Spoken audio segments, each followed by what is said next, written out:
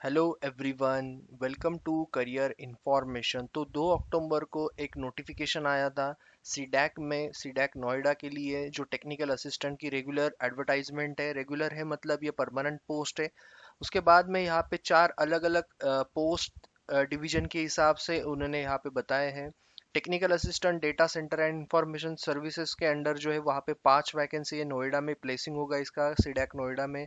उसके बाद में technical assistant education and training की एक वैकेंसी, एम्बेडेड सिस्टम की एक, और H I B D and P M की लगभग 2 वैकेंसीज है। ओके, इन डिटेल आपको इस वीडियो में मैं आपको बताऊंगा कैसा सिलेक्शन क्राइटेरिया है। ये रेगुलर एडवर्टाइजमेंट है, मतलब ये परमानेंट पोस्ट है जैसे मैंने आपको बताया ऑलरेडी। उसके बाद में इसका एलिजिबिलिटी क्राइटेरिया, सिलेक्शन क्राइटेरिया कैसा होने वाला है, वो सारी चीज़ें मैं आपसे डिस्कस करूंगा। ओके, तो पूरा वीडियो अच्छे से देखिए ताकि आपका जो भी डाउट्स होंगे वो क्लियर हो जाएंगे।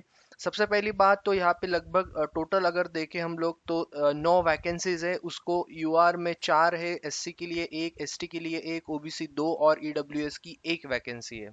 ओके, उसके बाद में इसका जो एलिजिबिलिटी क्राइटेरिया है वो आपको यहाँ पे मिलेगा व्यू डिटेल्स में। खैर, इसका लिंक मैंने आपको डिस्क्रिप्शन में शेयर कर दिया है। ये है उसका एलिजिबिलिटी क्राइटेरिया। ये लेवल 6 का पोस्ट होता है। आपका first class degree computer science, electronics, IT, computer application and 3 years experience आपका रिलेवेंट फील्ड में होना चाहिए। 35 इयर्स आपका एज होना चाहिए। ओके, उसके बाद में अभी 35 इयर्स मतलब आप कैटेगरी में हो तो आपको रिजर्वेशन मिलेगा। जॉब डिस्क्रिप्शन हर एक के हिसाब से बताया है यहाँ पे। सबसे पहले एम्बेडेड सिस्टम का जो है, अब ये इलेक्ट्रॉनिक साइड आता है तो आपको semiconductor devices, CRO, oscilloscope, DSO का नॉलेज होना चाहिए, पीसीबी असेंबली का नॉलेज होना चाहिए, पैसिव एक्टिव कंपोनेंट्स पता होने चाहिए। वो सारी चीज़ें जो भी एक टेक्निकल असिस्टेंट को इंपॉर्टेंट चीज़ें हैं इलेक्ट्रॉनिक साइड में, वो सारी चीज़ें आपको पता होनी चाहिए। Software hardware development.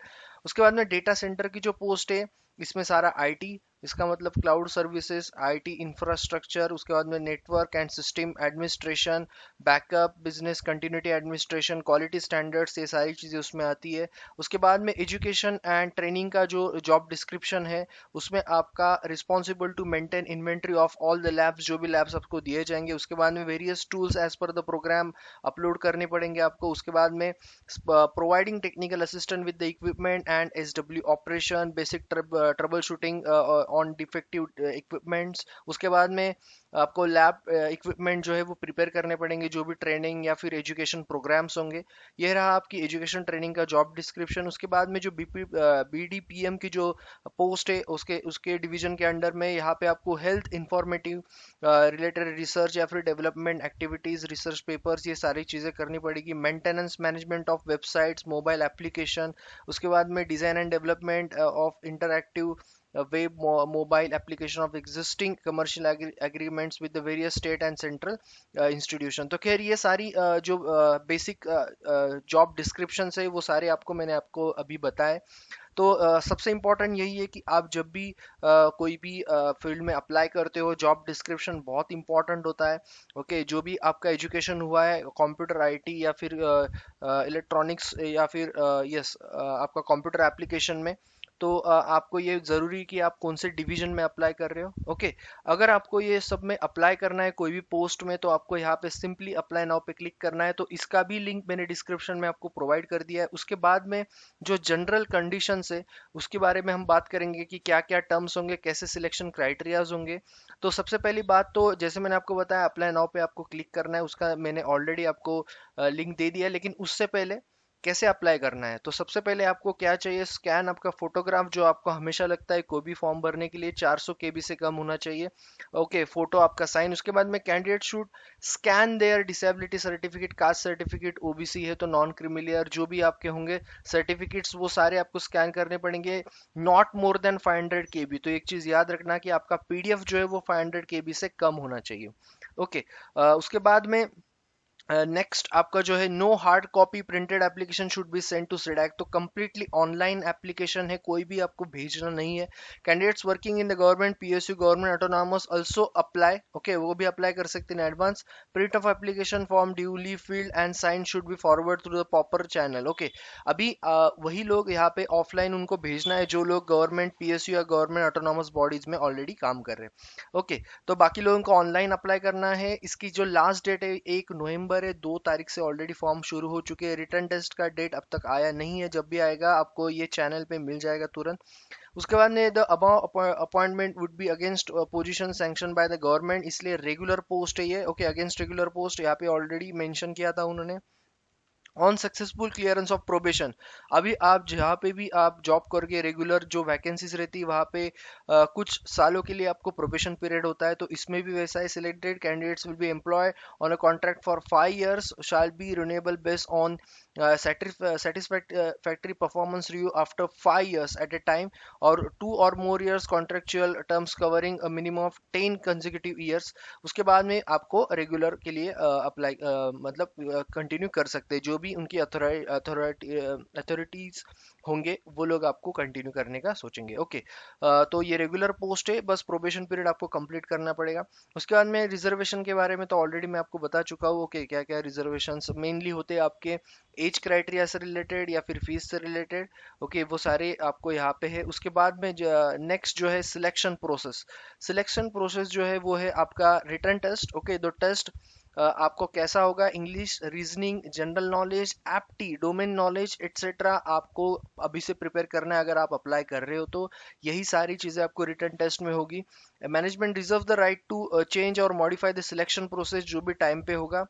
The qualification and experience prescribed are the minimum requirements. Position of the same does not automatically make the candidates entitled to be called for return test and selection process. Okay, तो initial screening होगा जो भी, क्योंकि यहाँ पे 3 साल का experience आपका चाहिए, तो इनिशियल स्क्रीनिंग आपका होगा। ओके, उसके बाद में रिटर्न टेस्ट कैसा होगा।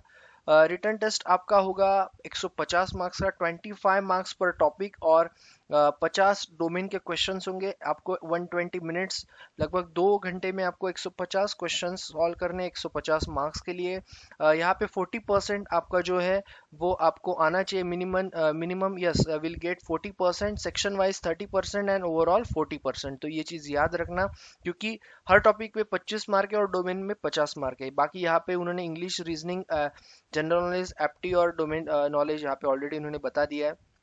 ओके, तो चारों सेक्शन वो रहेंगे, और आखिरी आपका 50 मार्क्स का आपका रहेगा डोमेन का। वो भी आपको 40% ओवरऑल होना चाहिए, और सेक्शन वाइज भी आपका 30% होना चाहिए। ओके, 5% रिलैक्सेशन है, जैसे कि 35 होगा और यहाँ पे 25, यहाँ पे 35। Okay, for SC ST and PWD candidates no interview will be conducted. तो आपका सिर्फ और सिर्फ रिटर्न टेस्ट है, इंटरव्यू नहीं होने वाला है। तो फाइनल आपकी जो मेरिट लिस्ट है वो आपकी, जो भी आप पेपर दोगे उसके ऊपर ही आपका मेरिट लिस्ट लगेगा। जैसे आपको बताया, 4 सेक्शन 25 के, एक सेक्शन आपका 50 मार्क्स का। Okay, experience, only those experiences which are relevant and acquired after the passing date of qualification, मतलब पोस्ट क्वालिफिकेशन एक्सपीरियंस ही चाहिए। फीस का जैसे मैंने आपको बताया 500 रुपीज फीस है। SC ST OBC, sorry SC ST PWD और EWS के लिए कोई भी फीस नहीं है। ओके, फीमेल कैंडिडेट्स को भी यहाँ पे फीस नहीं है। Okay, candidates can apply for only one post, जैसे कि आपकी जो रिलेवेंट पोस्ट होंगी जहाँ पे एक्सपीरियंस है वही पोस्ट को अप्लाई करो। अदरवाइज मतलब अप्लाई मत करना, क्योंकि आप रिजेक्ट हो जाओगे। तो एक चीज़ याद रखना। बाकी जो भी चीज़ें आएंगी, कॉल लेटर वगैरह, आपको ये चैनल पे मैं बता दूंगा, उनके साइट पे भी रेगुलरली आ जाएगा, और आपको मेल और आपके फ़ोन नंबर पे उसका मैसेज और मेल आ जाएंगे। ओके, जो भी चेंजेस होंगे वैकेंसी में वो अथॉराइट, मतलब ये डिपेंड करता है उन पे। ओके, कुछ चेंज होते हैं तो आपका जो है फीस रिफंड नहीं होगा। खैर, सारी चीज़ें मैंने आपको अभी बता दी है कि कैसे अप्लाई करना है, क्या चीज़ें हैं, कैसा सिलेक्शन प्रोसेस है।